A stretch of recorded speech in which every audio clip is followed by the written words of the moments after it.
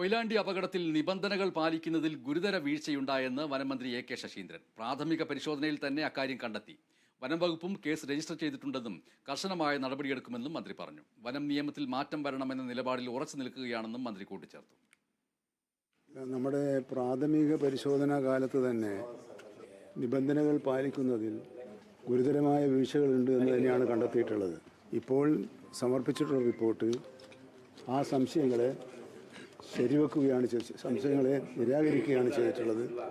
ഇപ്പോൾ മതപ്പാടുണ്ടാകാൻ സാധ്യതയുള്ള സ്റ്റേജിൽ നിൽക്കുന്ന ഒരാനയെ എഴുന്നള്ളിക്കാൻ പറ്റുമോ ഇല്ല എന്നൊരു പ്രശ്നമാണ് ഇപ്പോൾ ഉയർന്നു വന്നിട്ടുള്ളത്. പോലീസ് അതിൻ്റെ കേസ് രജിസ്റ്റർ ചെയ്തിട്ടുണ്ട്.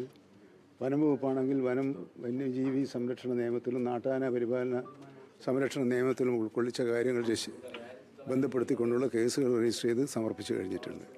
കർശനമായ നിലപാടുകൾ ഈ കാര്യത്തിൽ സ്വീകരിക്കും. ഇന്നലെ കോഴിക്കോട് ചേർന്ന ജില്ലാ മോണിറ്ററിംഗ് കമ്മിറ്റി പുതിയ ചില മാർഗ്ഗനിർദ്ദേശങ്ങൾ മുന്നോട്ട് വെച്ചിട്ടുണ്ട്. ആ മാർഗ്ഗനിർദ്ദേശങ്ങളുമായി ബന്ധപ്പെട്ട് മുന്നോട്ട് പോകാനാണ് ഇപ്പോൾ തീരുമാനിച്ചിട്ടുള്ളത്.